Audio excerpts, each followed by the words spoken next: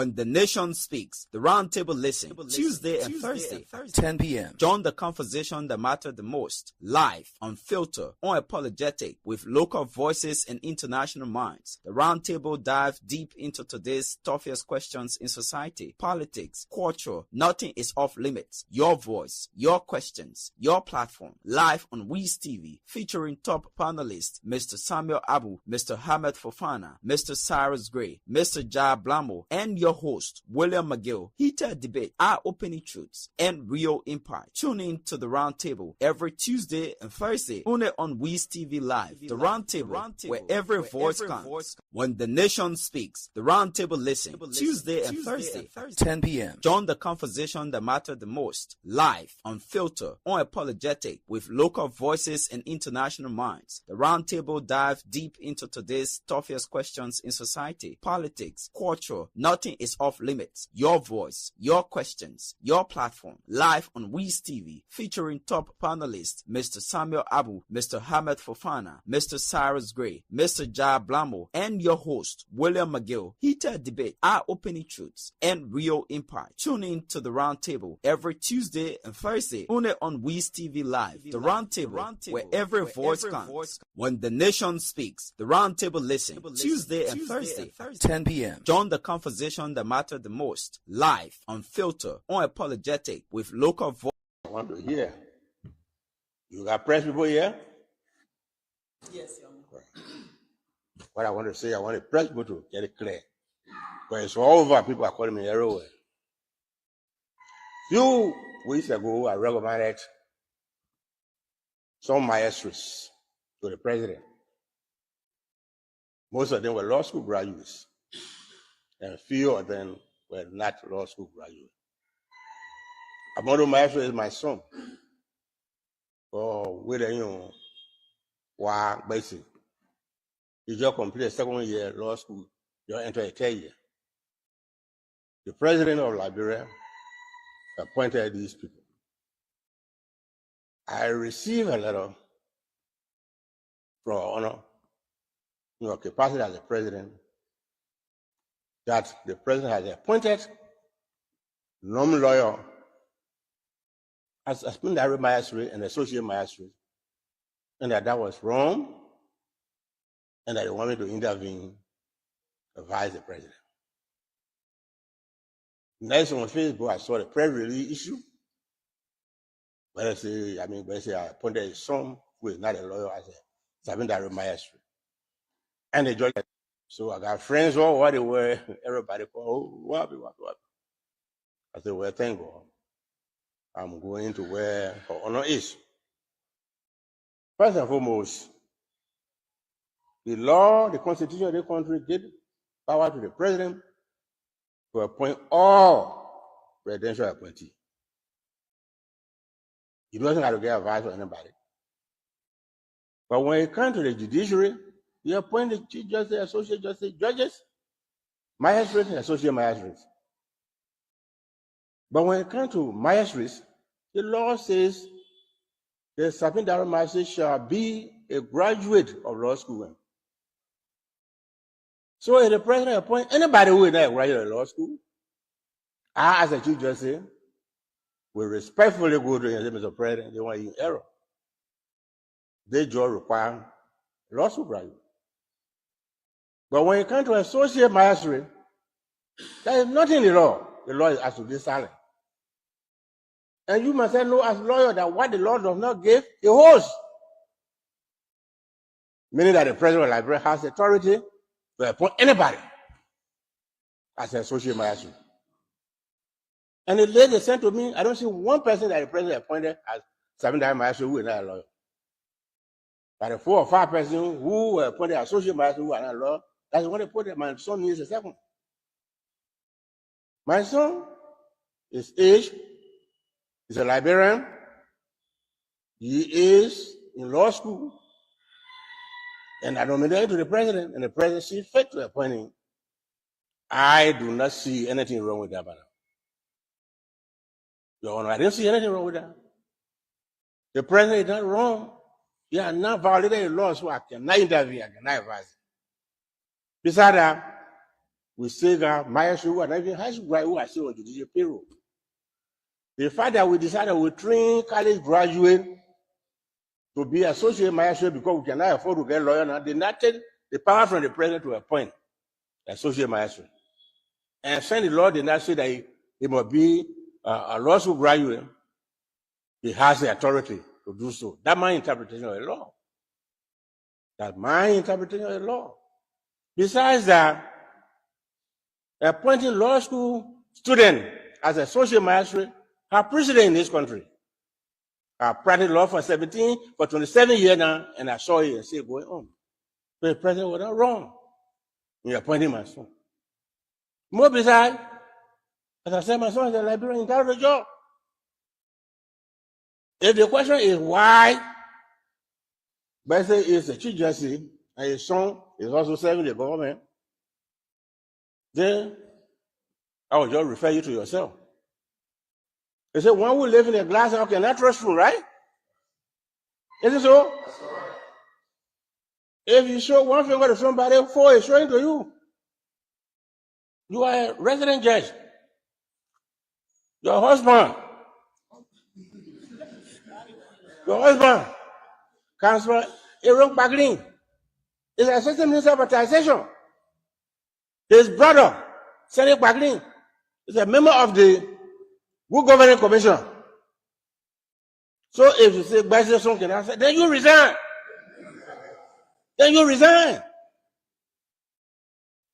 I have not violated any law. The president has not violated any law. If you can serve in the government, your husband serve in the government, and your brother-in-law serve in the government, then what's wrong with Bessie serving in the government when you qualify? If the president appointed him as a supplementary barrister, I will tell the president illegal. I will tell the president that. Well, I done nothing wrong, my son, I done nothing wrong, and the president has done nothing wrong.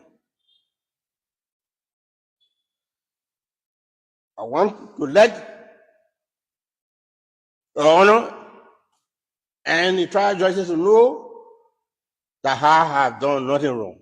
If you show me any law that says that the president of Liberia cannot appoint a non-lawyer as the associate magistrate, I will resign my position today. I challenge you.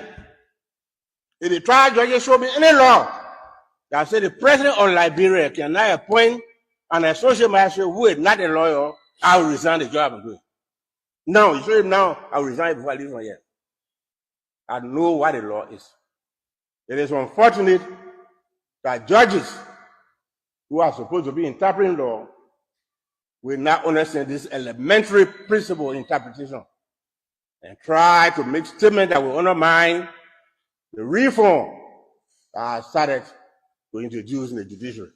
It is quite unfortunate.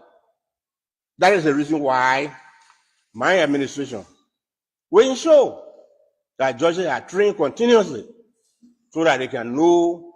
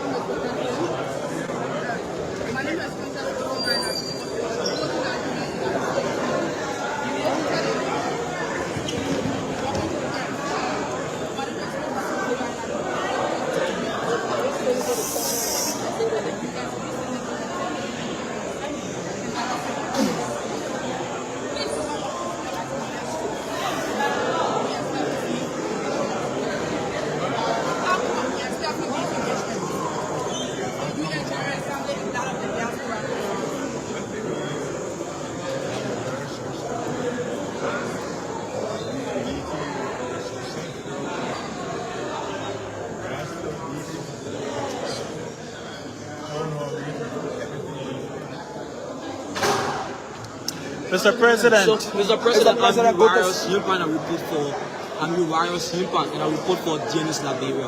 Let me first say welcome back. Through your address at the 80th session of the United Nations General Assembly, you mentioned about the establishment of the War and Economic Crimes Code, but and pleaded for support from global partners. Are you still hopeful that the War and Economic Crimes Code will come to reality?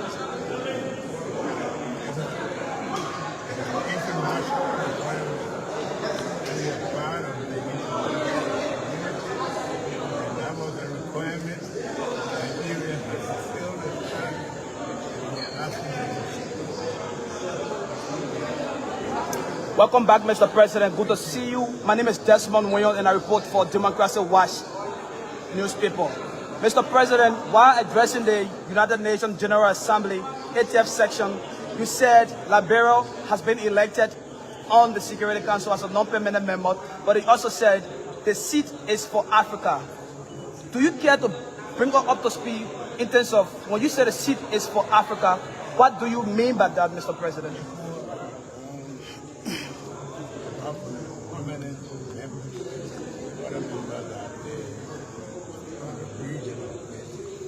We represent Africa. Cities, Liberia, Africa. Thank you, Mr. President.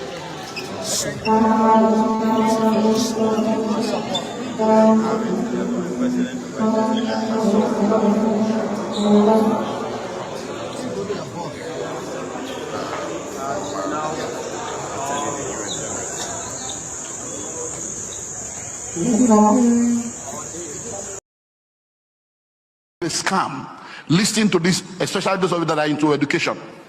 Over 80% of what they teach you in school is useless when you graduate. It's useless. So when you are going to school now, think very well. Those of you that are taking, your children are going to study courses. With the way the world is going right now, with the way the world is going, many of you are still trying to fulfill your missing opportunity in the life of your children. So you want them to go and study a course that you did not study. You want them to go and study a course that will put a prefix before their name. And that's not the way forward. Hello? So they need to study a course that will help them to solve the problem of tomorrow, not the problem of yesterday. So the curriculum needs to be rejigged to prepare people for the real world. So I call it the learn to earn academic curriculum. So that when you finish school like this, you should be able to start something, to start earning without looking for somebody to give you a job. So if you have to go through school, we spend an average of 21 years in the academic system to come out with a BSc. And then the first letter you write is I beg to apply. So that means you have spent 21 years to become a beggar. So you are coming to look for a job, you want to apply. The question is, who will create the job that you want to be employed in? If it was easy to start a business, why did your grandfather or your father not start one? Are you seeing now? So you need to understand the way this thing works.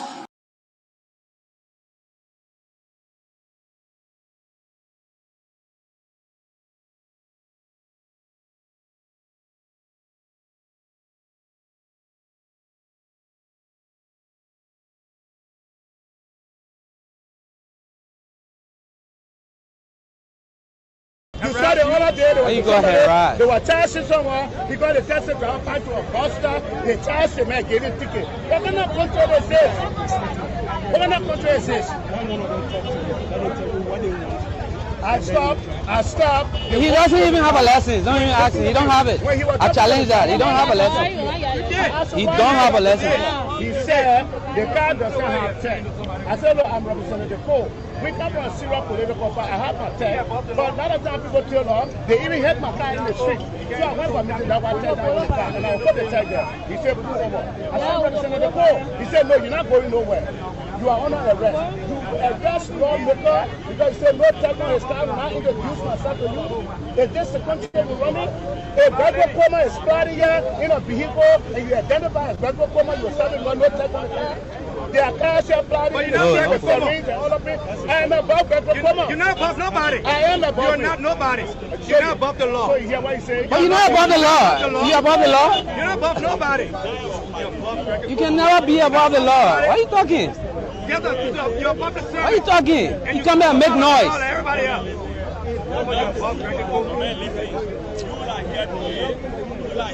That's the problem. You think you're above the law. I never told you about. That's what you saying. That's what you proving. Your vehicle is not registered. What you saying? It's criminal. If you're gonna hit them, then you're gonna see something. Yes, sir. Hit it. Yes, sir. We just want one person, whether you or one of the authorities can speak to him on the side. You want to take the car off, you want the car off, one person go talk to him, and then to the police station. Okay. Okay. Some of us being harassed, some of us being intimidated. Excuse me, Some of sir. us being intimidated.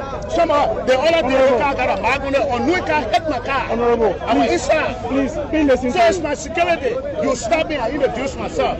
Reason no tag on the car, I have the tag, I will put the tag back. Are you on the tag? I will put the tag back. Honorable, please listen to me. Excuse me, sir. Please listen to me. Excuse me, sir. Oh, man, you just listen to the officer. What do you do? Excuse me. When I report you, you arrest. No, you can't stop me from recording. No, you can't stop. You can't stop the woman from recording. No, don't do that. Yeah, please talk to him. Yes, excuse me, sir. What is wrong with you? I'm Chief Superintendent Melvin Gray.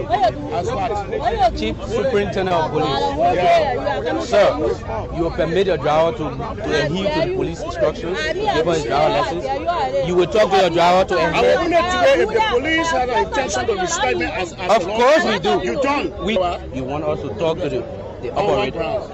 The first thing, you are already in violation of my rights. No. So I'm not going to talk to you. Yeah, when I authorize my driver to talk to you because you are violating my rights. Okay, so The fair. rights that I have is So you fair. should not stop me when I'm going and coming from work. So you that have to is- respect that right. I have to If you not respect that right, I have to you see it. respect the right under one condition. If I know you. The Constitution. The Constitution of Liberia. So the The traffic law, Constitution- you're not supposed to obey. No, it supersedes the Constitution. That allow you to violate. It supersedes the So let me ask you Constitution. something. So that only taxi drivers and we're supposed to impose on. It's applied to everybody. But then why is that can't apply to you? Because I explained to you that my security is important. What security, sir? If I got license, bring your So, car, I've been here so twice. your security, My car, I've been here twice. your security is Because important according if I to him. my plate, my car, I've been here twice. His security is important according to him.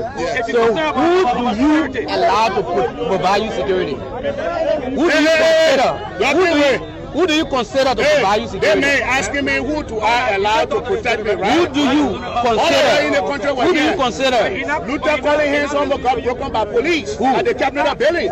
I'm having got assaulted by police. I'm having Okay. They can call about close or tomb by police. We do not have faith in the police. Honorable Marvin Cole, if The you police are get respectful. how you want the police to be respectful and you guys are not willing to listen? You know what they did? All That man right, been chasing I'm me. gonna get He his was telling me. information and let go. I'm gonna take a question later.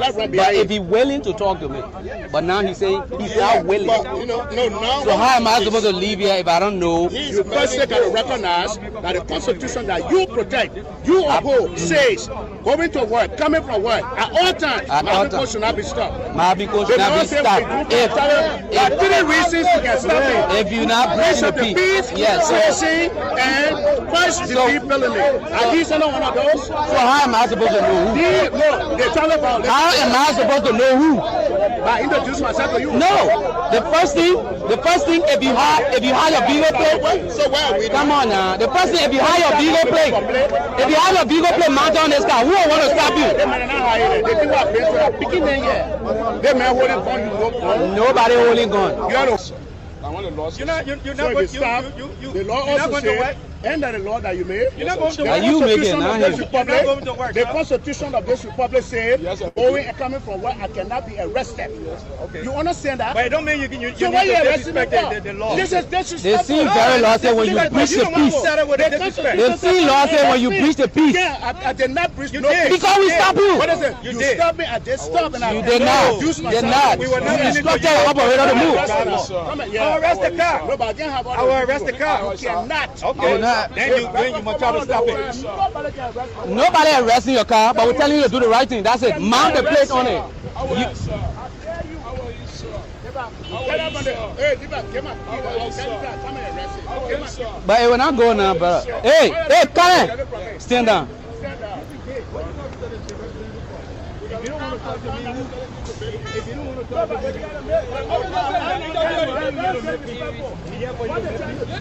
No, you don't say that.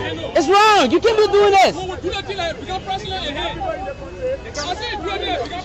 Why you call personal now? Why you call personal?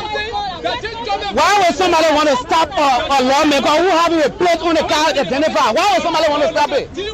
So you're driving a car, you don't want it to be identified, then you call it a lawmaker. That's how people identify you. Put a plate on it.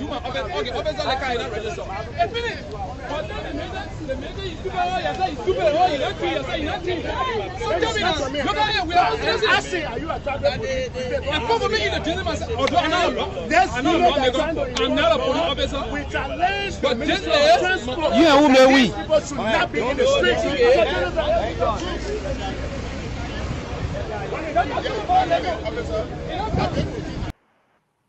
Them that this is a very responsible government. We know the needs of our people, our resources that are there are for the country. They are being mined by people. We inherited all of those. The more we begin to put processes in place that will take ownership and make the Liberians feel that they can participate. And those who have resources, not just coming, not going to load truck. You come, it's an investment.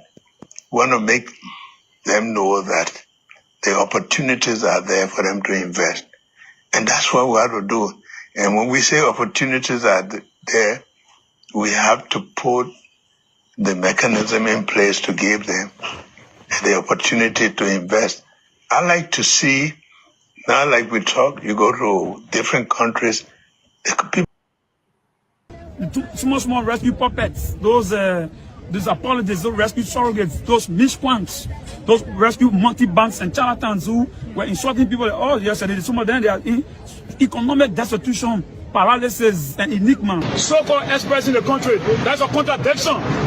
So I think the guys are just a bunch of what we call political and professional tabula rasa and buccaneers.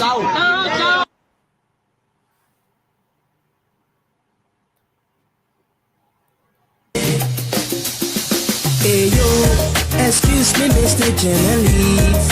I wonder how you make your headlines in the press release today.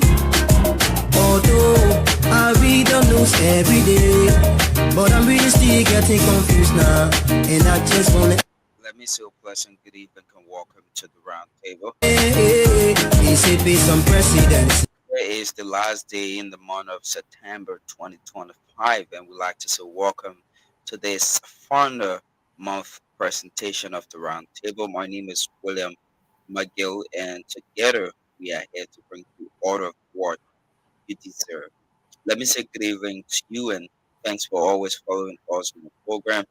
And good evening, Mr. Abu, and welcome to today's presentation. Good evening, William McGill. Tonight is going to be a beautiful night. I see you got a new glasses. Looking beautiful on your face, man. Thank you so much. You upgraded. The light I use, it gave my eyes a lot of the hard time, so I had to get one glasses. Okay, that is very good. Well, this is the round table from Waves TV, coming to you from both the United States and also Liberia. The time here in the United States is 6:20 and in Liberia about 10:20 p.m. And I hope those who are up, we continue to watch us. Will you please listen, like, and also share? And tonight we'll be discussing some mind-trailing events, activities that are happening here in Liberia, and we want to see what is going on. We're going to give you our views, and we invite you to join us. If you think we have something contrary, you can come and talk to us about it. Okay? Thank you. My name is Samuel Abu. So, William, what do we have tonight? Basically, tonight we are going to be looking at several other things as the Liberian leader returned to Liberia today from the 80th United Nations General Assembly. and there were a lot of questions being sent out there by journalists asking about some of the things the Liberian leaders said concerning, war and economic crimes court, and he talked about how far we've gone in his speech, and a lot of other things. What do we expect as Liberians, after the president visit to the U.S.? We also saw the president was at the diaspora conference there in America, having diasporas, Liberians are coming together to discuss how they can be able to contribute to the growth and development of our country. And we will also be looking at Adama's conduct, situation from previous government officials that have been linked to such a situation as well. We'll talk about that and what it entails. We're also going to look at the situation with Senator Ho and the traffic, officers as well. I think these guys are doing their job. We're going to look at that from all of the perspective we have, to look at it from. So those are things we're going to be looking at, and we hope our followers, our viewers, still tuned, share the live, and we are live on Facebook and YouTube as well. So that is all we have tonight, Mr. Abby. Yes, okay, those are all very interesting issues. For the president's visit to the United States, participation in the U.S. General Assembly, what happened here today is that I think we've already discussed the speech in our last thing. We discussed his speech that he gave, and today let's look at what happened actually at the diaspora conference engagement in the United States, and maybe part of the town hall meeting. So that's what happened. Just summarizing, presently after the United States decided to withdraw all the aid, to Liberia, including the USAID help, which was bringing millions of dollars for development in Liberia, all have been cut. But we as a country, we cannot continue to just depend to sit down and fold our arms and say, well, because US cut the aid to us, so therefore we're not going to carry on development. Some developments are still going on, but we cannot sleep. We need to do it. So the president decides to, this time, engage the diaspora community. If you can imagine, the money, the remittals that come from America or from abroad to our families back home in Liberia is quite an enormous amount, millions and millions of dollars annually. Now, if some of those money are not only put into people's pocket, we are going to put ourselves into groups here and decide to do some medium-term investment into our country that can help Liberia a lot. So that was what actually the Diaspora Conference was about, to see how they can engage us and tell us what they are doing, the vision of the government, what is happening there. But in the end, what can we do? Many countries in Africa have done this. Now, what happened is that even at the UN conference, most of the ministers, most of the presidents, out of the 54 presidents that gave speeches at the United Nations General Assembly, almost about 90% of them stated that the African continent must not continue asking for aid. Instead, they should look for what we call partnership, because the resources or the resources that are providing help to these Western countries are coming from Africa. Now, if I have a gold mine, if I have a mineral mine there, all you have to do is come to us and let's see how we can work. What you are bringing in, you bring the technology, I provide the people and work, and all of us share either 50-50 or some percentage. But not when you come and you just exploit our resources, you make it back to your home and only decide to pay us taxes and other things. That is not enough. We want to get something from our resources. That is why most of the countries' leaders presented at the UN General Assembly. So at this time, Liberia, we are saying, yes, we got gold and diamond, we have iron ore, we have timber, We have a lot of things there. So why Liberians that are here cannot easily put themselves together and go establish companies and decide to do some investment in their country instead of just sitting down here paying taxes to America, and we take the money. We hear when our relatives are sick, we send money. They need school fee, we send money. They need this, and government is not getting any money from yours directly. So how can we go? Many of them they presented where what you do is to have a friendly government where you make certain things easy for we as Liberians going back home. Do not create a lot of bottleneck for us. That we should have something we call a one-stop shopping, where if I want to establish a business, there is a particular office I go to and make sure everything is done there, I can't go to National Investment Commission. From there, you send me to Ministry of Finance. From Ministry of Finance, you send me to LRA. From LRA, you send me to Ministry of Commerce. And all of these things, these are the things that they call bottlenecks that you are creating, that if people go, because each of these places you go, I am not going to tell you that they don't ask you for kickbacks. Many of them do ask you for kickbacks. Mr. President, I'm not going to be ashamed. You Liberians, you who are legislators and people in the executives, I'm telling you, I'm not going to be ashamed to tell you that people in Liberia are still asking for kickbacks, and these are the things that sometimes discourage some people from going back home. Again, another thing is sometimes the business people who are not Liberians, they are importing from here the things that we as Liberians in the United States are able to do to export to Liberia, to bring goods into Liberia. But the shipping companies, the Freeport of Monrovia or the National Port Authority and every other parastatal of government is charging so heavy, and they make this difficult. They make it difficult for people to do it.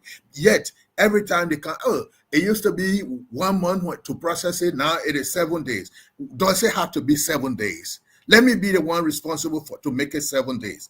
But I know it's easy that you can do it for 3 days. You can do it for 2 days, But all of these things need to be done. So that was what most of the diaspora speeches were about. Some of them say, yes, I want to go and build clinics in my county. Some, I want to open schools. I want to do this. Many Liberians have expressed interest to go home at that particular thing. There was another speaker who said Liberia can even decide to copy the example of Ethiopia. Today you hear Ethiopian Airways, the biggest airline in Africa. We can say they are the richest airline in Africa. They allow them to come to America. Nigeria, as big as it is and everything, the airline don't come to America. They have put themselves into a level. Now, they are almost in a desert area, but Ethiopia has built a dam that is providing electricity even beyond their boundaries to Eritrea. Okay? Enough energy, enough electricity. And now when you have electricity, you are able to to attract a lot of investors into your country. Now, in Ethiopia, this is what they did. This is their model. Their brothers and sisters that are in the diaspora, not only in America, all over the world, they make sure they have a registry of them. Then they decide to sell bonds. A bond is something, I give you a paper, you give me the money, I say, we are going into this business, and when we do this business, I will pay you your $10,000 or $15,000 or $100,000. I'll be able to repay you in about 10, 15, 20 years. If you are sometimes with it, you can decide to pass it over to your children. So when you pass before that, it is your children that will claim it. But Liberia does it. If this government decides to do it, we need to have confidence in the government to be able to undertake such a project. Because some of us who have lived long, we can still remember in the early 80s, the Liberian government sold bonds. I still got my bond certificate here. I brought it with me to the United States. Okay, where they took money from us to the central bank, and up to today, there was no announcement, government after government, government after government, and nobody talks about those bonds. So right now, if you even decide to talk about selling bonds to people, the people abroad, those who are abroad may understand it, feel we understand it, and decide to invest in it. But if we need a dime, we don't have to wait for America, UNDP, and all these people to come and do it for us. We Liberians can start a process, not from the meager taxes that we collect, but we have to find means to make some money. Bonds have to come in. They have to sell bonds to us. Let us buy bonds, and this could be something too, And I'm very glad that the Senate Pro Tem, Nyomli Kanga, was there. She spoke very nicely. I mean, she expressed cooperation from the legislature to help the government to achieve the goals. And many of the Liberians were very excited to go to that program. Just the registration for in-sitting, those who wanted to be on site, were more than 750 people. And many other people, thousands of people registered to be online just to watch it and to participate. And that itself made the conference a kind of successful. Going further, there was a town hall meeting. At this town hall meeting, there is a group of Americans, both white and black, who have organized themselves into what they call a tribe. Now, this tribe is like in Liberia, we got the Loma tribe, we got the Pele tribe, the Bassa, this and that. So they have decided to organize themselves into a tribe. When accepted in Liberia, they may be the 18th or the 17th tribe in Liberia. Now, this is their program. Many of them have asked, they want to go to Liberia and seek citizenship. So they will be able to have their own land to continue to build Liberia and carry investments there as Liberians. This model is working in Ghana. When we say today, Ghana is improving, you look on the internet, you look on YouTube, you see a lot of Americans have gone there, they have asked for citizenship, and many of them take their 401(k) and just take everything into that country but all we have to do is to continue to have an investment-friendly country and a good governance and good government. So those are the things. Many of them, according to what I heard, by December, they'll be going to Monrovia, and many of them have already applied for their citizenship. Some of them have already, according to what I heard, that many of them have already received a permanent residency in Liberia. So when they go December, they are going in December just like the Decembrists, how we call it. That's how we call them, right? They're going as the Decembrists, people coming from the United States and other places to go for vacation. So they are going there. All of them are going to mix up. The president will welcome them. The president will officially grant many or several of them a citizenship. We're waiting to hear what the naysayers will say, but this is another way of pushing our country, let our country move forward. It cannot be done by people who born here and live here and stay here all by ourselves. We need to look out there.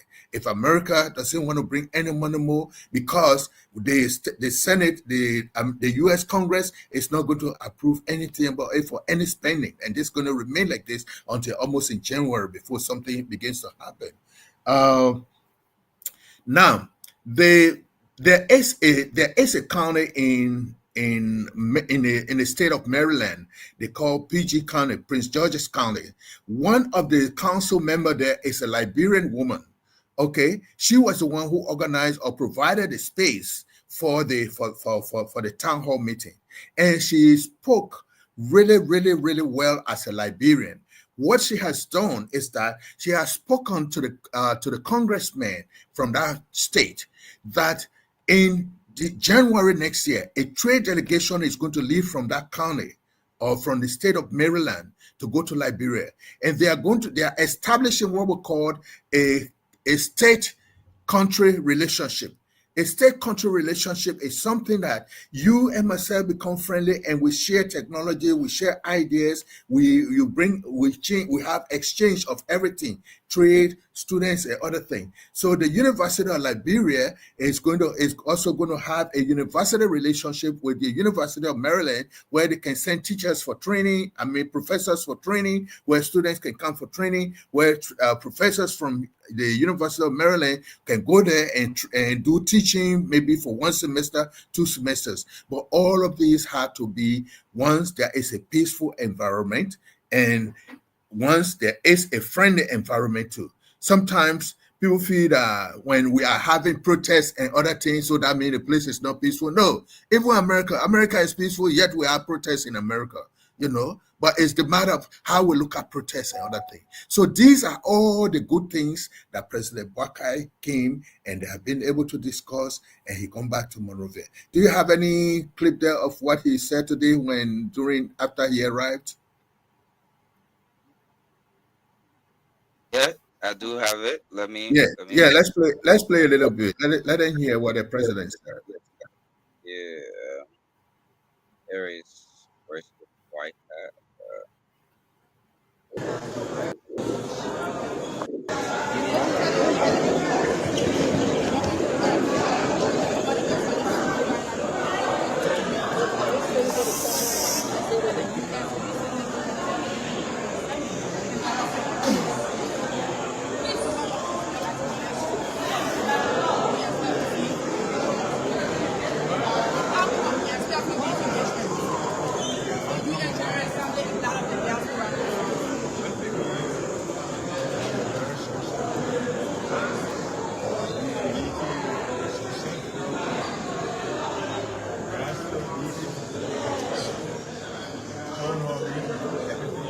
It's just quite low. We're not understanding what he's saying. Mr. President. So, Mr. President, I'm Warriors Himpan, and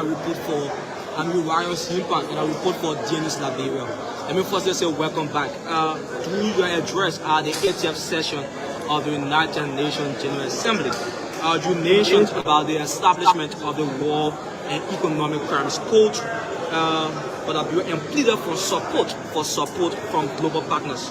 Are you still hopeful that a War and Economic Crimes Code will come to reality?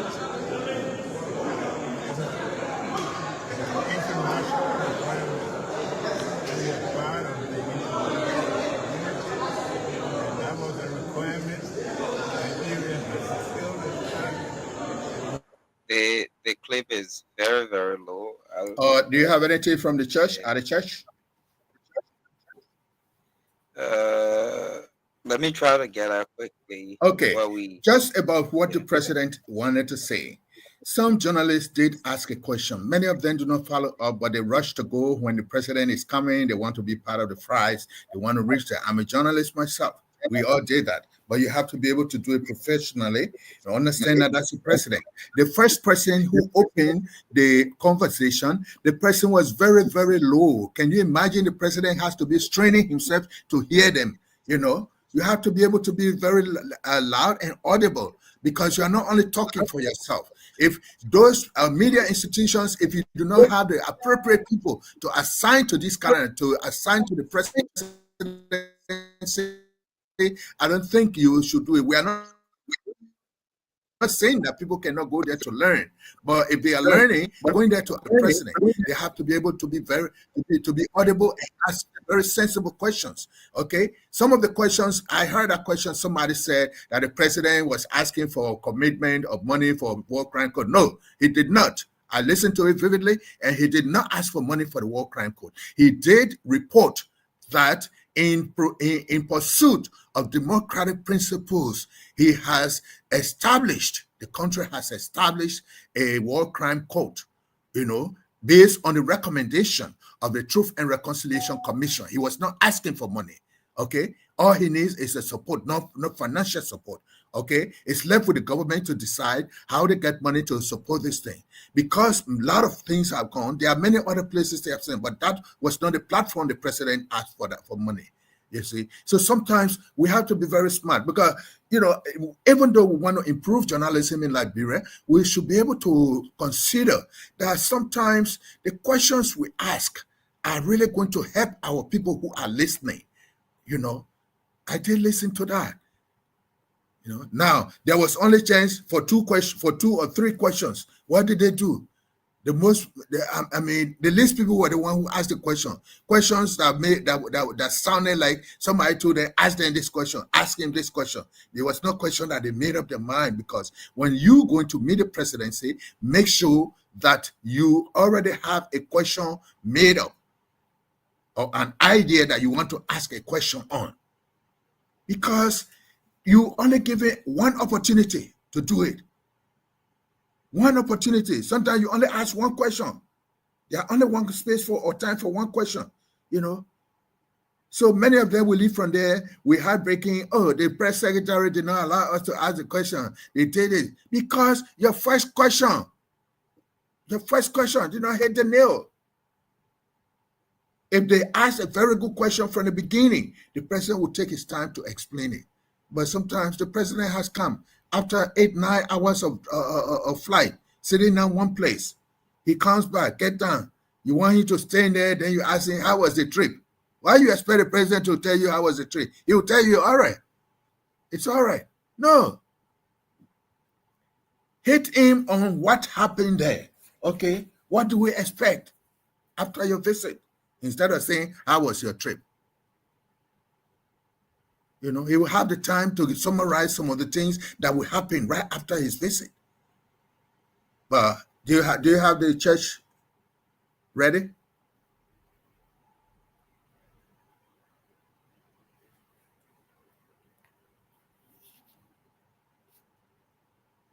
Getting the church clip download there already. So okay, once I get it, yeah. And like you said, right? I think nowadays a lot of journalists, instead of doing more research on things they are going for, especially for a particular event, they will wait and get there and just want to ask questions because they are in that space and they want to be part of the people who have asked the president, you know, a question just because he came back from a particular trip. I think if you are to go at the airport and receive the president to ask few questions, you should first be able to digest the reason for his travel and understand, you know, some important things that have led to the trip, and be able to understand that if I ask this question to the president, it would be relevant enough for the president to be able to answer to those questions. And again, the issue about war and economic crime court in the president's speech, I feel like I'm not trying to analyze, but the president was simply trying to tell those world leaders as to how far the country have come in terms of reconciliation, in terms of progress with the war and economic crimes court.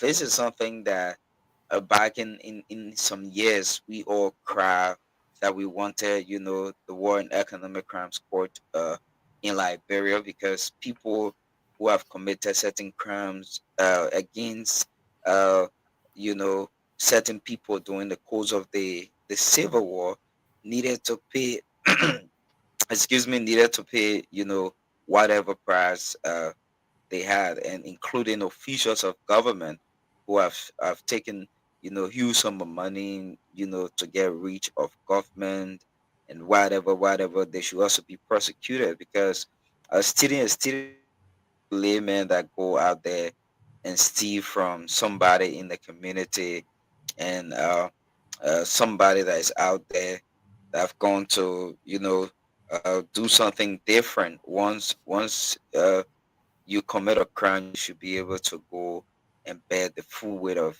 whatever crime you've committed. So like I said, most of us nowadays as journalists in this field, we always want to be part of the people who are out there making headlines. We're not doing the right thing to make us understand that, you know, you're supposed to be able to ask the president this question.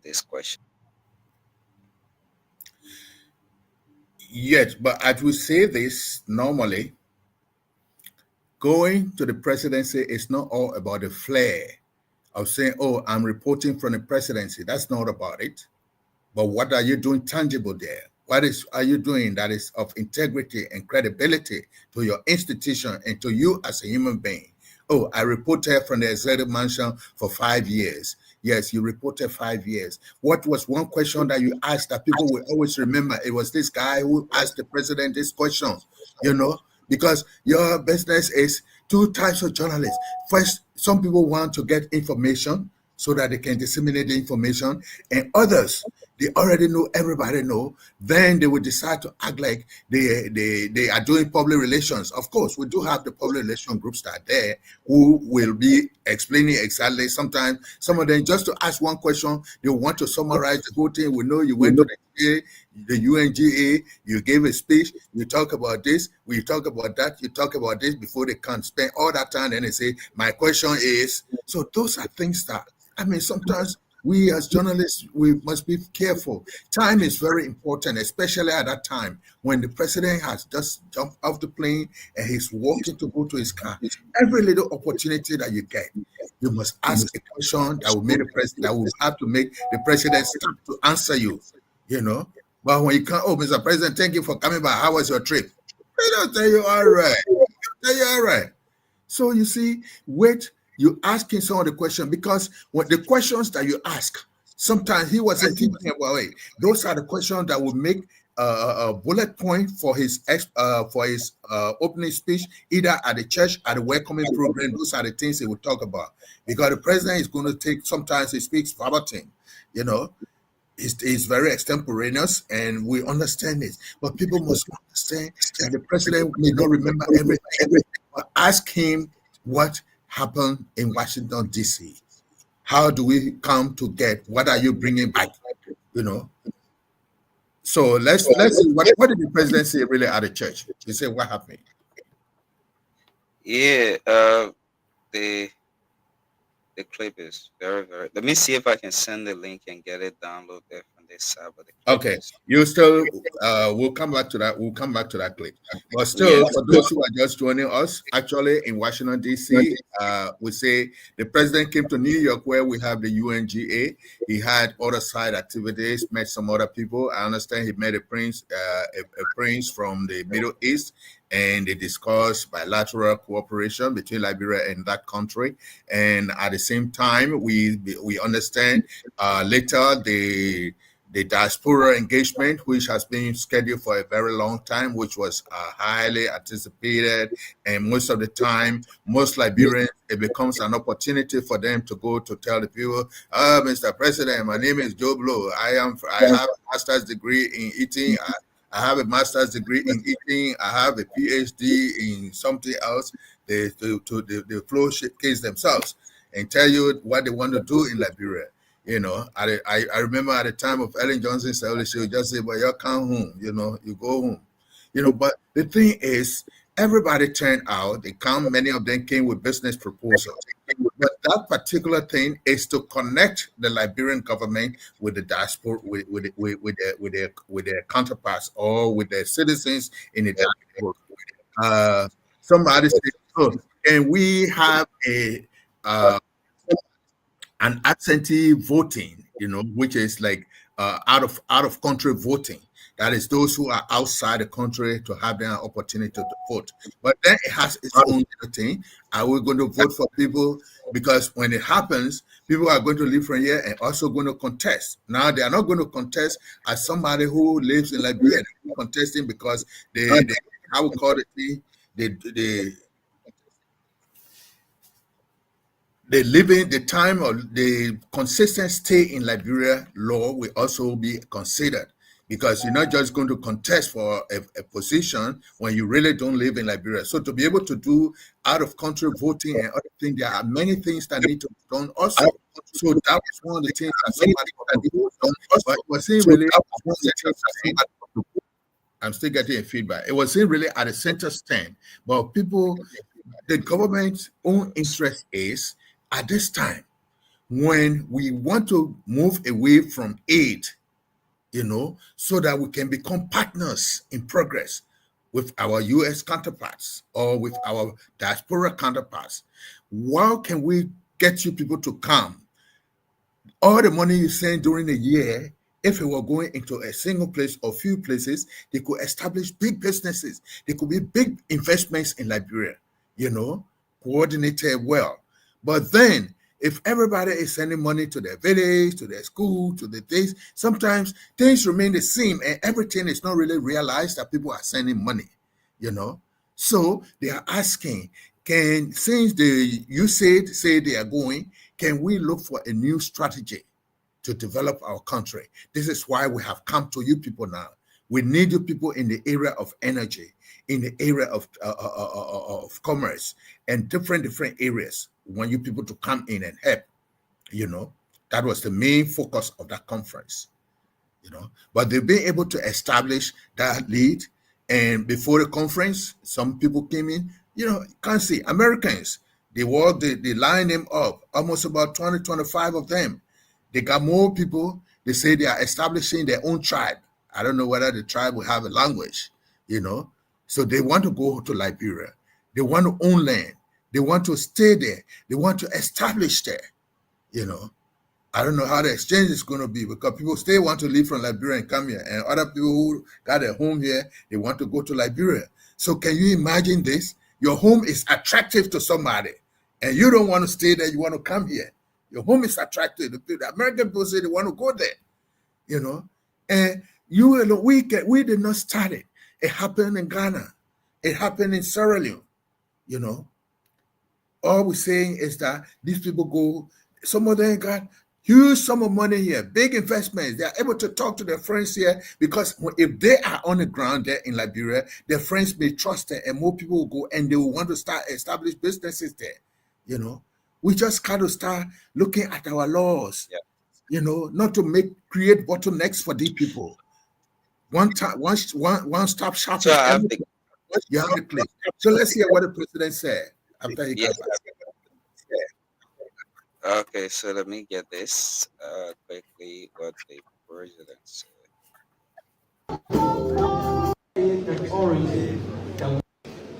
Bishop Brown, it is my pleasing duty at this time to present to you His Excellency Joseph Nima Walker, Senior, President of the Republic of Liberia. Mr. President, my distinguished honor to invite Your Excellency to the podium.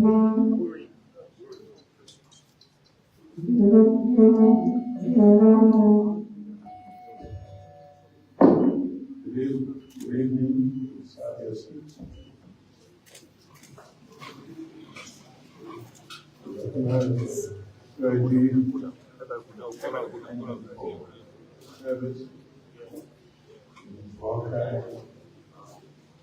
Members of the government, to those who were shown leadership in our absence, the members of this great community, choir, I want to thank you all for being a part of this.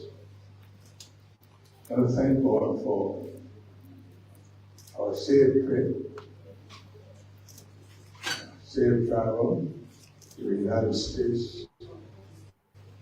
Immediately we have friends, family members in the diaspora.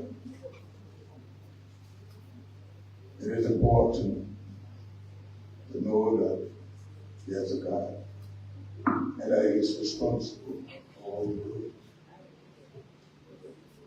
One of the things that tell people and they think about, every time we say, this is not my time, and I say, you need to clean. If it's not your time, suppose that it's not your time.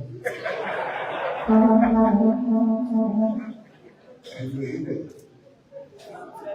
So some people have started praying for the Father too.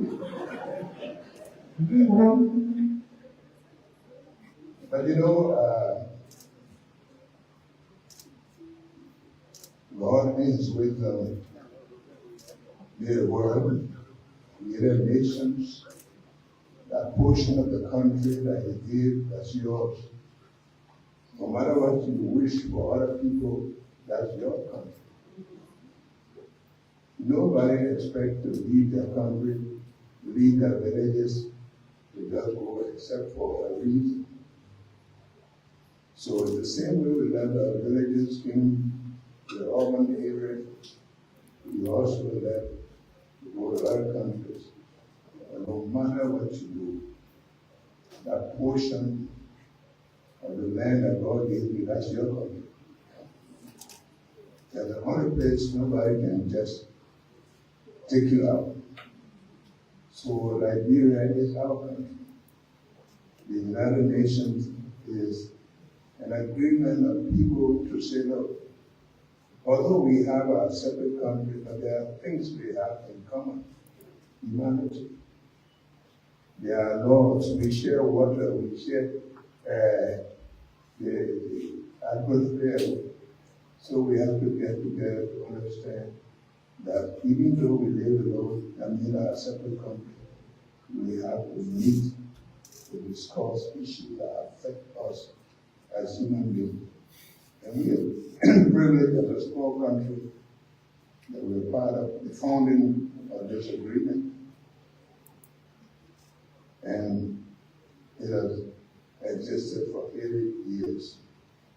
But if you listen to the radio, plenty problems all over, wars. Did you just sit and say, well, it's none of my business, let the people in Sudan die, or let the people in Gaza die? It affects you. I think people didn't know the importance of other countries until Ukraine was. So that is just some of what the president said, you know, at his Thanksgiving service.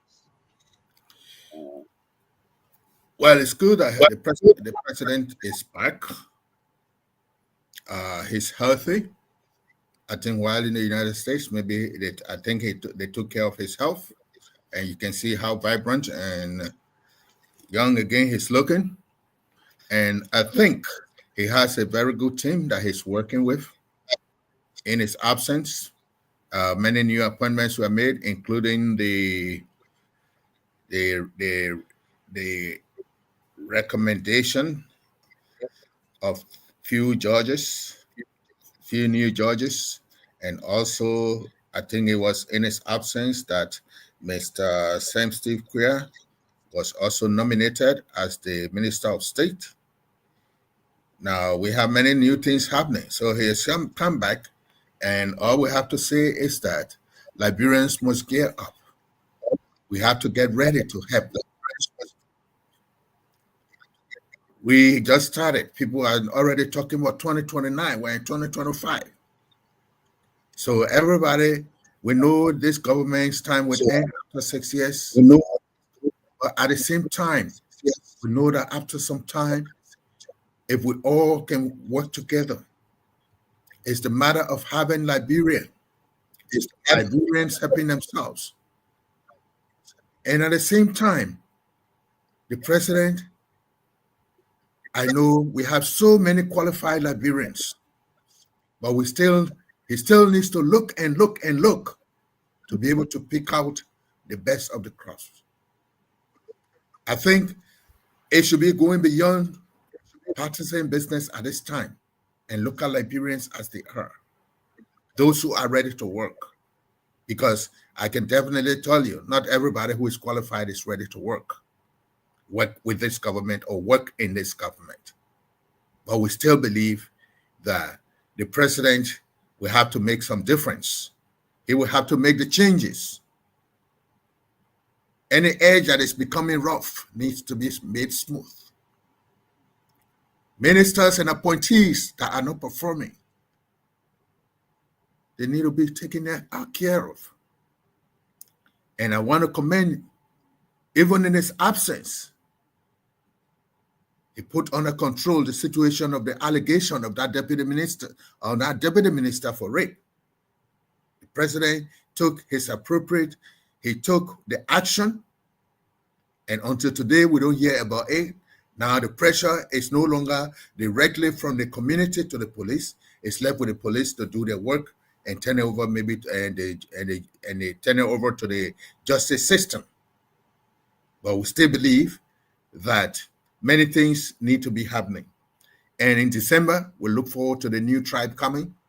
We're also looking forward to, I think that we understand, I did hear the councilwoman from the Prince George's County, PG County in Maryland State, about the country-state relationship, because there are many things that can happen, interventions to happen when there is a country-state relationship.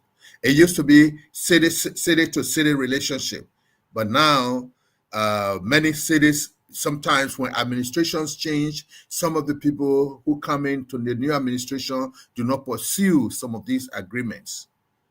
But this is something like a state-country agreement.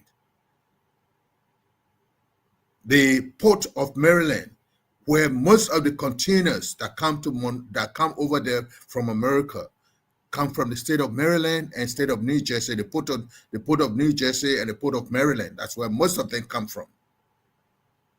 So they want to establish that special relationship, which they mentioned with the National Port Authority in Liberia. Either about, because they have digitized it. At this time, I understand that even when the ship leaves from America, you can digitally track it. You can know when your item is going to arrive in Monrovia. They keep updating you and you know when the ship will arrive. So this time it's not only the shipper that knows about it. They can share the information with you and you are able to know when your things go. So these things are little improvements, but they still need to work on. So the state-country relationship could also enhance some of that. The University of Liberia, the university is struggling to start, struggling to reach quality, you know. So they want to establish that relationship between the University of Maryland and the University of Liberia. That could be a very good thing. There are many things that anybody can gain from it. So let's look forward to that.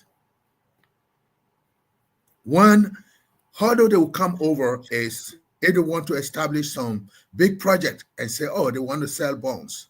It would take a good time to sell that idea to Liberians. Many Liberians who are adults today, real adults, I'm not talking about the wartime adults now, the real adults, they know about the bond, the saving bonds that the Liberian government gave to people or sold to people.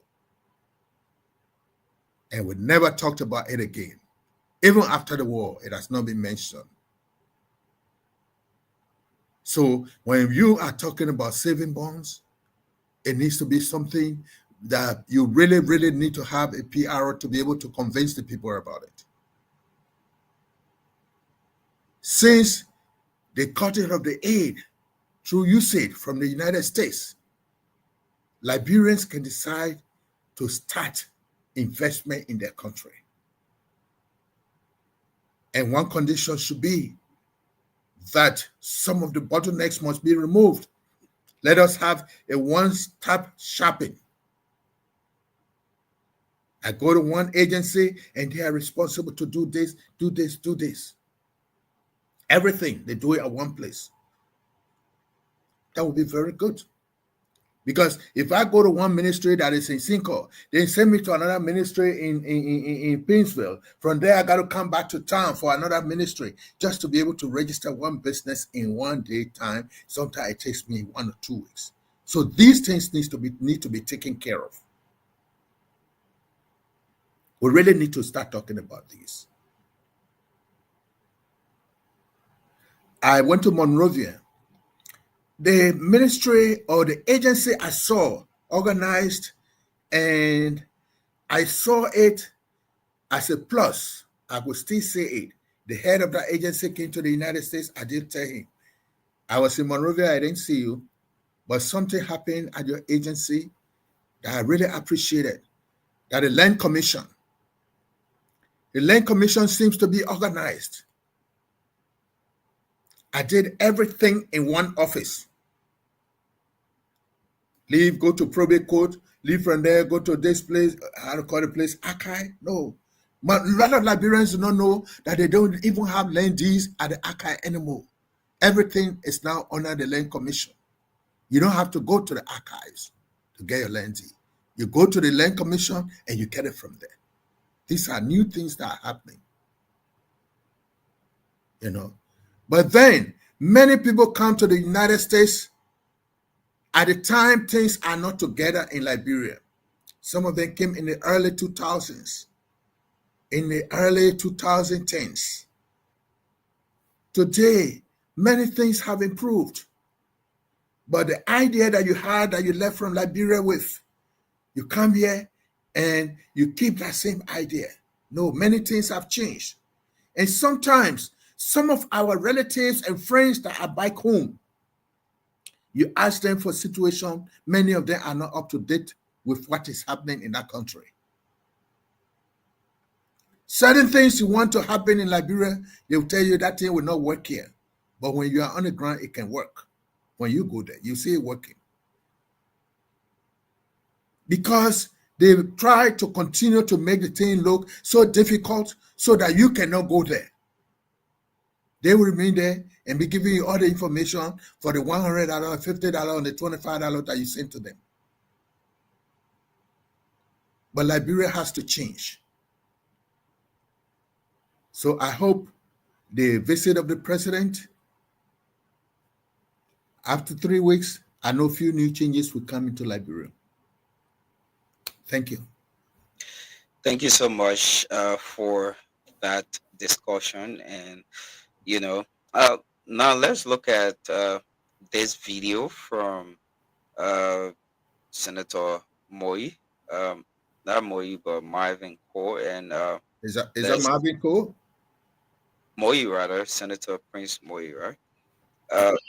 You saw the other day Right. they were testing someone because they tested the part to a buster. They tested him and gave him ticket. What kind of control is this?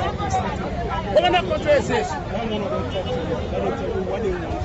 I stopped. He doesn't even have a license. Don't even ask him. He don't have it. I challenge that. He don't have a license. He don't have a license. He said the car doesn't have tech. I said, look, I'm Representative Cole. We come from a serious political party. I have my tech, but a lot of times people turn up. They even hit my car in the street. So I went for a meeting that was checked out the car, and I put the tech there. He said, pull over. I said, Representative Cole. He said, no, you're not going nowhere. You are Put it right there. Let me address it. Because he said, no tech on his car. Listen. He says he is in a legislature. He's a legislator. Some people call them lawmakers. But what law are they making? They're really not making law. All the laws have been made a long time ago. A long time ago, they made the laws. So many of them do not even understand the law. You are in a vehicle, commuting in a vehicle that is not registered. Police pull you over, then you want to say who you are. I identified myself. What? He must be stupid. Because if you are a representative or a senator, you are in a vehicle. You say you come from the House of Legislation and you are riding in a vehicle that is not registered, carrying one license plate when they should have 2 license plates. And your justification is, oh, I came from a political meeting. The House is on recess. And he tries to say that because he's a representative, they're not supposed to stop his car. The police should stop your car if there is a probable cause. And what was a probable cause? The car had 1 license plate. And the license plate is not the official license plate that is given to him. This is a second car. And he explained there that after his car has been hit, he just took the license plate and put one on the other car to come with it. What does the law say? The traffic law. 2 license plates on your car. Just because you had 1, they had to stop that car. Now, if the car is unregistered, that's a violation. And as a matter of fact, Senator Moi or whoever he is wasn't the one driving the car. Any interaction with the police was the person who was operating the vehicle, the driver. The driver was not given the license to operate a vehicle, only vehicles of representatives or legislators. No. He was given a license to operate vehicle in the length and breadth of the Republic of Liberia, no matter who you're riding with. Now, if he was stopped, they should allow him to go. The police is saying, you cannot carry this vehicle because this vehicle is not registered. Why? You're not supposed to stop me. I'm from political meeting. You can't do this. He is stupid again. Let me say it a second time. In case they move that vehicle, he goes and his vehicle gets involved in an accident. It is not registered. Will he expect the insurance company to pay any money for the damages caused? No. This is how they do the thing. Then they tell you the insurance companies like to go to court when time comes to pay the thing. No, they don't read the fine writings.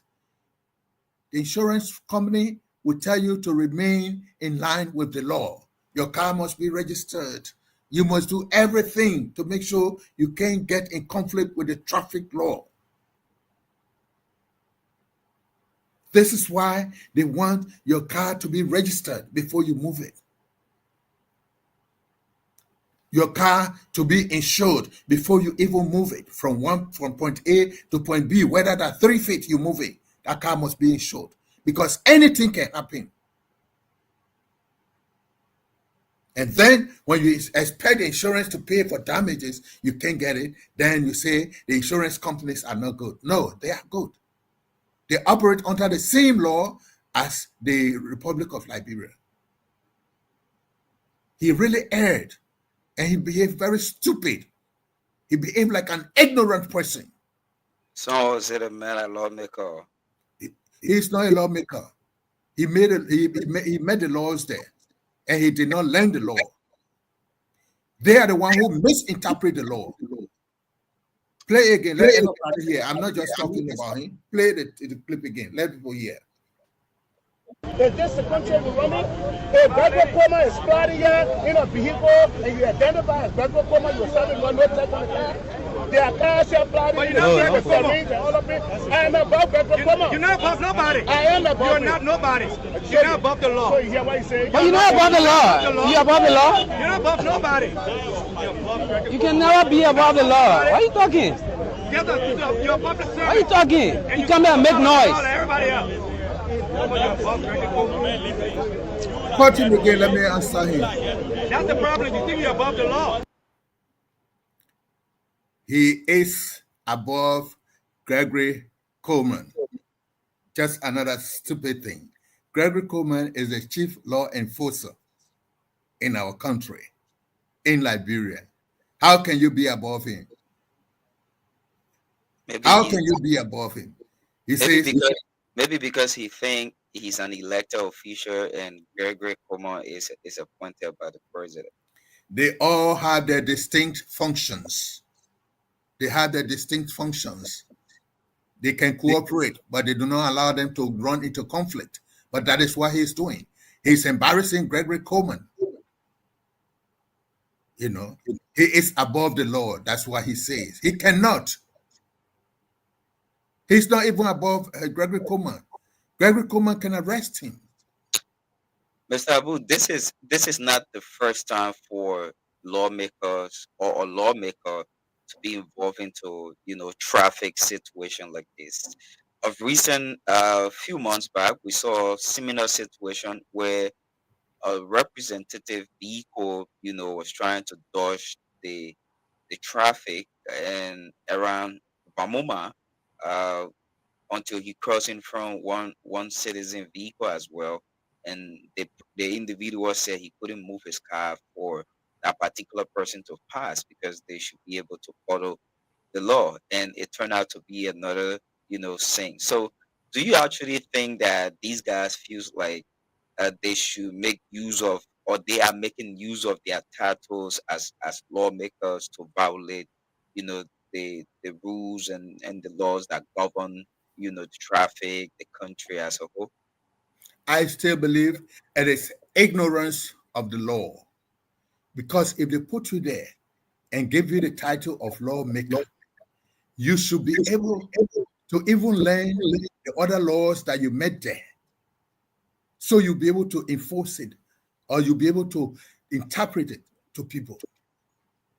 But at this time, if you are saying that you cannot be arrested, what is that? You violated traffic law. Let me tell you, here in America, what they should have done to him, impound the vehicle. That vehicle cannot go. Impound it, tow it from there. And he, as a representative, the police will provide protection for him until he calls somebody to come and take him from there in another vehicle that is duly registered. That is why he does not understand. And I also feel that those guys was not fair to the process in the sense that the traffic management team is usually doing the most to commercial drivers on the street, especially when your car is in violation of the traffic laws that govern, the traffic division of the Liberia National Police. And like you said, right, they should have had that vehicle on one of their tow trucks and take it to their headquarters and let the lawmaker go and use whatever power he has to take the vehicle off there. But again, I think they were also afraid of losing their job because he's a lawmaker and he could call any of their bosses and say, this is what has happened. And definitely they will not go ahead to Josh the situation again because they too will be afraid of further situation. There's this thing that, a lot of these people that are civil servants, common civil servants, feels like the representative, the senators, and whoever that has high position in government are way on top of the law in this country. You see, I will partially agree with you that if they go, because there are instances that have happened where I did not see Gregory Coleman support his police or stand firm for his police. They have beaten policemen. They have done a whole lot of things to policemen. And Gregory Coleman will not protect the police. So you see, at that scene, the court of public opinion was happening right there.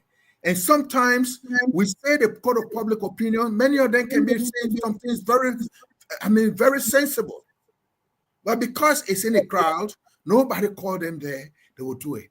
All the police should have done, Chief, this vehicle cannot go. This vehicle is not registered. This vehicle is not registered. The vehicle got one license plate. We understand that you are a lawmaker. Yes, we'll provide you a protection. In fact, you look for one chair and give it to him. If you have any friend, you can call him, or we can call one of the police cars to come and escort you home. But we can't allow you to ride this car when it has have days. And you tow that car, we're going to tow this car to the police station, and you can go there after they finish registering. You can bring the paper there at the police station. You take your car. Simple. In America here, until they talk at this and that. No. The first thing is the police has established what we call a probable cause that he should pull you over, which the police established. He had one license plate. When they came over, they pulled them over. They found out that the car itself is not registered. So that's a second violation, But then I identify myself. Yes, we do. You identify yourself as a lawmaker or as a lawmaker. Okay, you identify yourself at that point. Yes, but the police are there to also protect you. They don't want you to get in that car that is not registered. They don't want you to get in that car that only got one license plate. Another person may not even know whether it is you in that car. They run into your car, or your car go and make accident. And at the time, you will say, oh, the insurance and this and that. The laws, there are many little things in Liberia that we forget about. So I just want to say that that senator or representative was completely wrong, arguing the police in the street in America here. He was not the driver.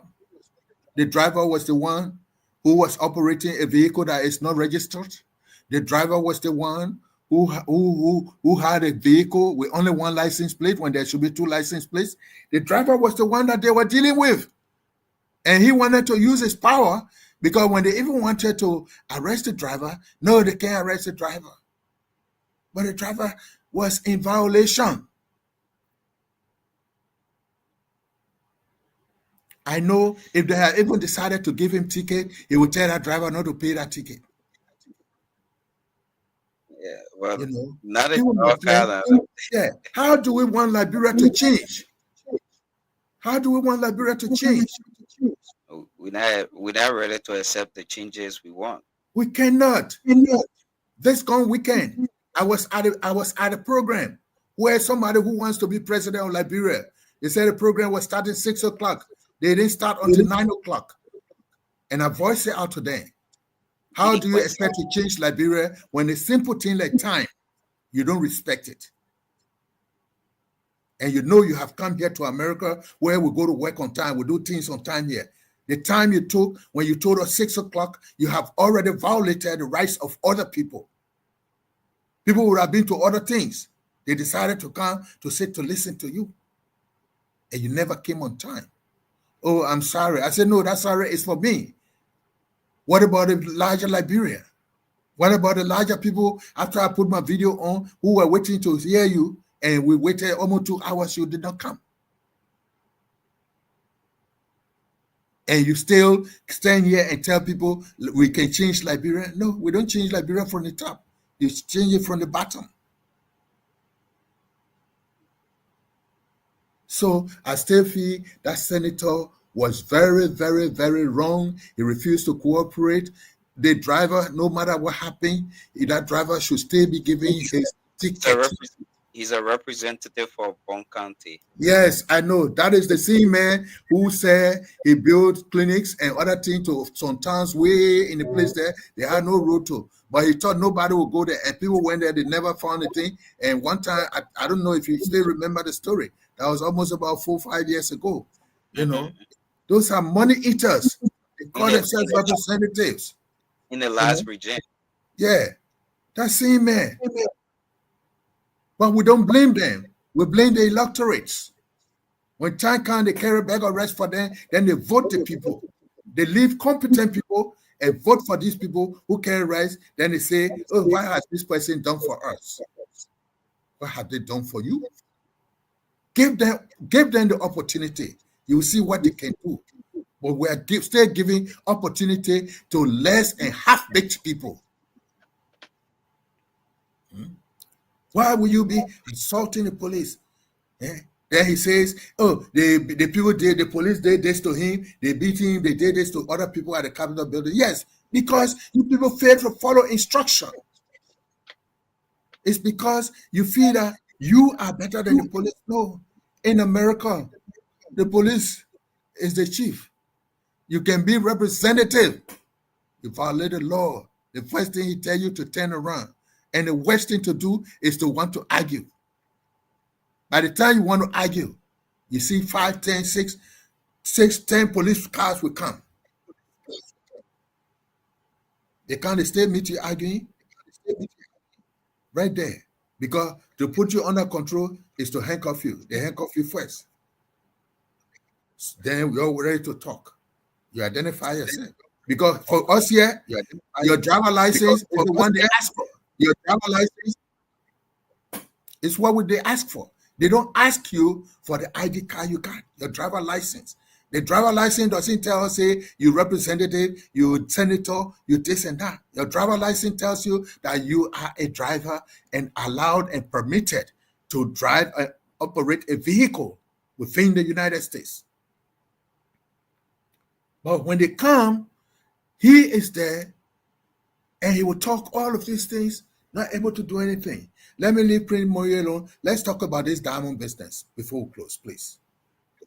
Yeah, so there's this situation that involves the past government officials, some past government officials, and let me just come up with it. So, the Sixth Judicial Circuit Court has ordered the arrest of several former high-ranking officials, including ex-Justice Minister Frank Musa Dean and ex-Mines Minister Glaser Murray, and over their alleged role in the disappearance of a 53.34 carat diamond. So George Blamo described the scandal as the work of a criminal cartel driven by scarcity, conveyance, and conclusion. He ruled that that unless the missing diamond is fully accounted for, the accused must remain behind bars at the Monrovia Central Prison. The ruling raised major questions about how accountable are government officials, especially from the past, present. How should they be? Because that's a lot. 53.34 carat diamond, and you have people that have big names in the past government involved into this, and some of them are even millionaire around here, enjoying and a whole lot of things. And I like the way the justice system is going nowadays. A lot of government officials are always in the news of going to court for corruption situation and whatever scandal they have put their hands in. And yeah, so that is it right there, Mr. Abu.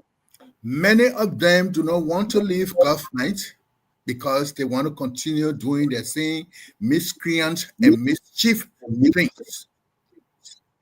Because that diamond, 53.3 carat, one of the biggest ever found in Nigeria, they almost made that old man go crazy. The man went live, explained the thing. They started intimidating him. No, you can't sell this diamond. You got to bring it to government. Bringing it to government was something that the old man saw that whatever, as something like that, you have to pay money on it. You have to pay taxes with whatever amount you're going to sell it. That's what we want to know. Did they pay the taxes on it if they ever sold it? Or are they keeping it in one jar?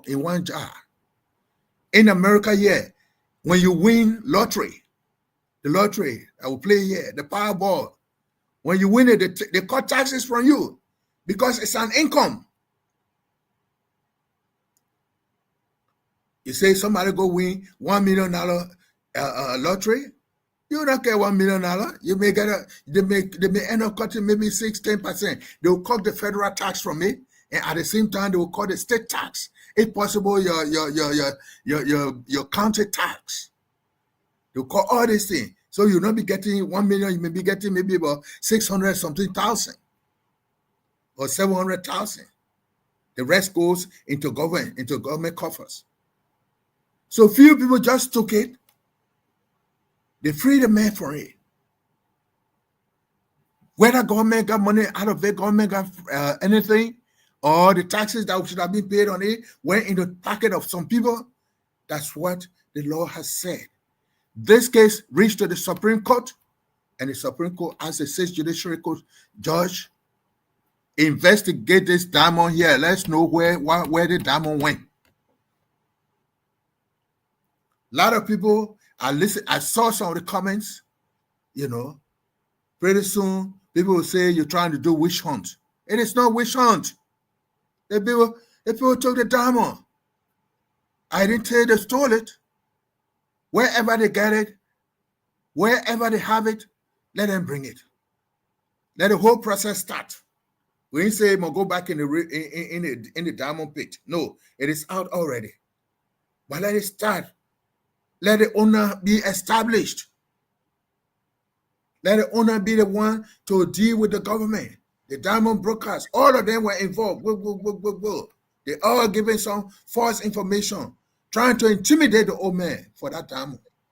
And what the old man was saying, he wanted the community to benefit from that diamond. I think maybe they say because government owns everything, so I think those guys use that also against whatever way they could use it to have full control over such a huge amount of time.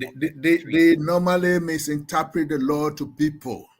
They misinterpreted our Lord. We know government owns the ground, but not everything that comes from there government will own.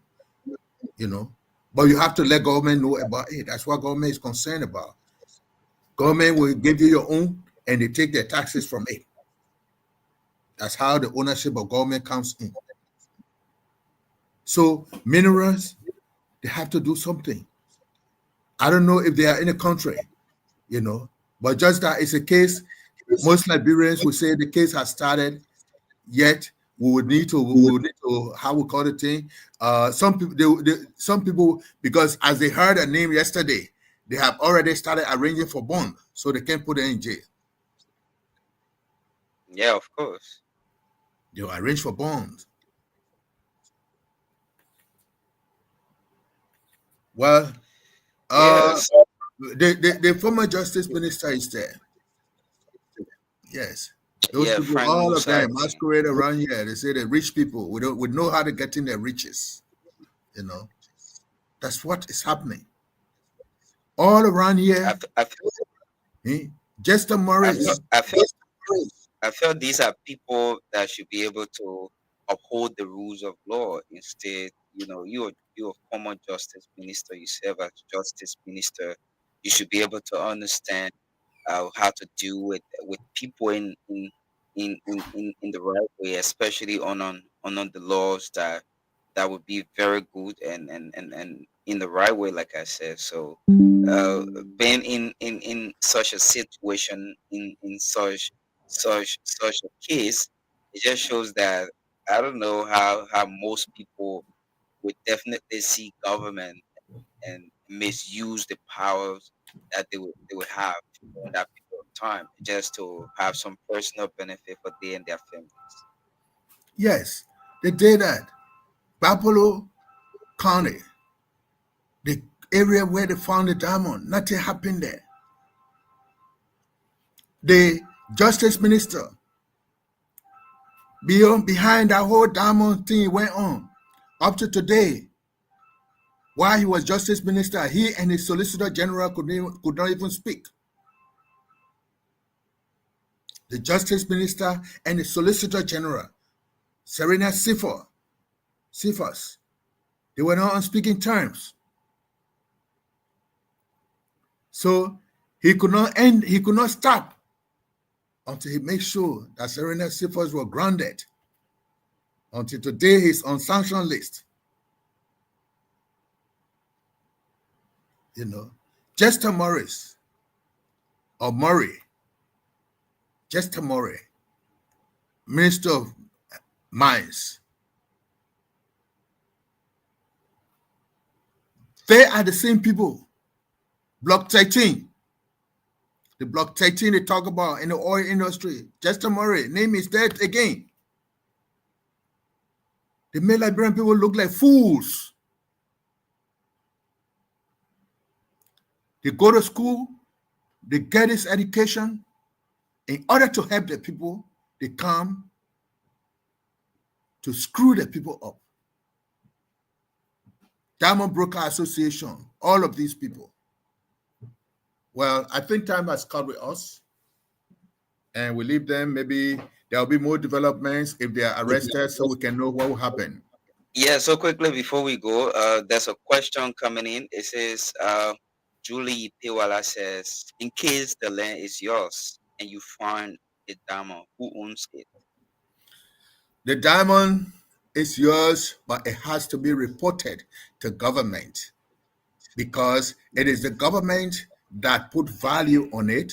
It is the government because they got a Kimberlite process at this time that any diamond that is found around the country, is found around the world, there is no way you can sell that diamond. The diamond must meet some licensing through your man's ministry and some group before that thing reach, because you even sell it to a Lebanese man or even the diamond buyer in Monrovia. When that diamond buyer reaches it to Brussels, okay, to where they sell it at the kimberlite processing place, they have to show paper to see where that diamond is coming from, because they want to keep a record of where all of these diamonds come from. Because you remember the case of the war where we had the blood diamond. People were taking diamonds and selling them, and nobody could accredit to know where these diamonds are coming from. So a diamond comes in at the kimberlite process, either in South Africa or in Belgium. They should be able to tell you that we have had this amount of diamond from Sierra Leone, this amount of diamond from Liberia, this from Cote d'Ivoire, from Angola, from these places. So it's intended just to keep record. But the government will make sure that they will help you to put the appropriate pricing on it.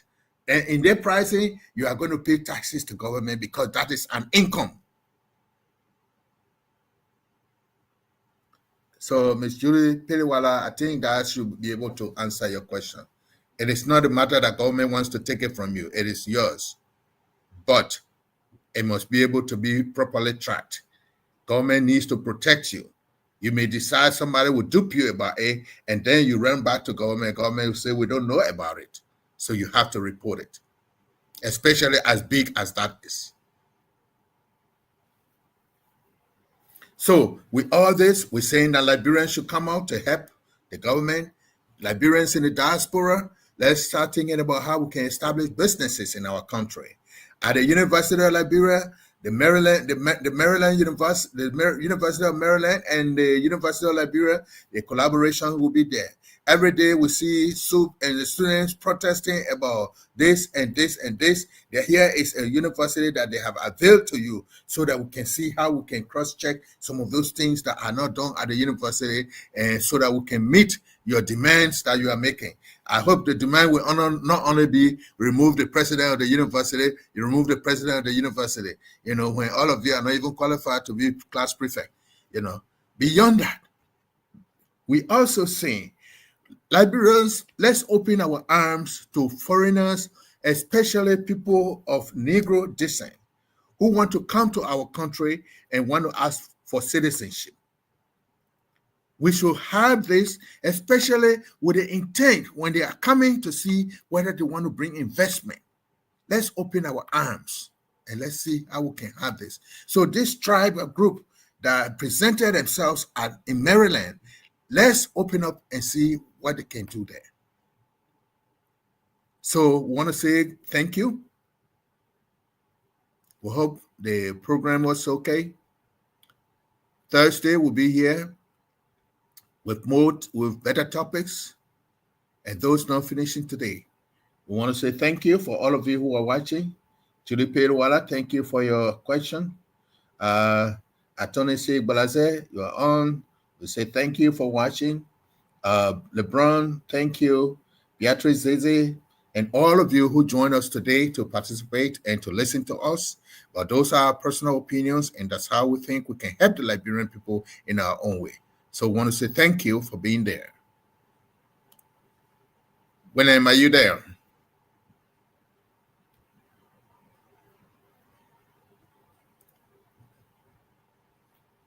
So it's going to take some time for us.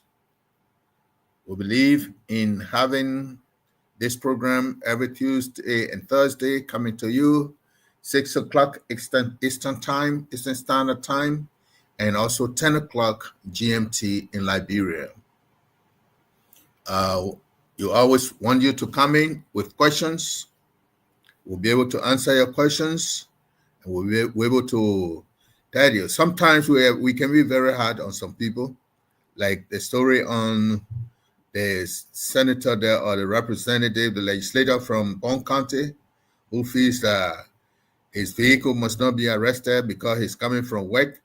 Go. The police is there to help you, to protect you. The police will not be the one to allow you to go into a defective vehicle or an unregistered vehicle. And what we said, that in such cases, the police should provide protection for that member of parliament or for that member of the legislature. Give him a chair to sit down. Tell him to call one of his friends to come and pick him up from there. And tell him that you are not going to allow that vehicle to carry him home because the vehicle is not registered. And you tow the vehicle to the police headquarters so that when he registers the vehicle, he comes with a paper, the vehicle is released to him. It is his vehicle. You protect his vehicle in your care and this. We have to learn. And Mr. Gregory Coleman, Mr. IG, please, your police are taking risk. At this kind of time, it is not only you, the policeman, who is the head of the police. Our brothers and sisters in the police force are being threatened daily. People are not afraid of them. I know some people say, oh, police taking bribe, police taking bribe. We understand that.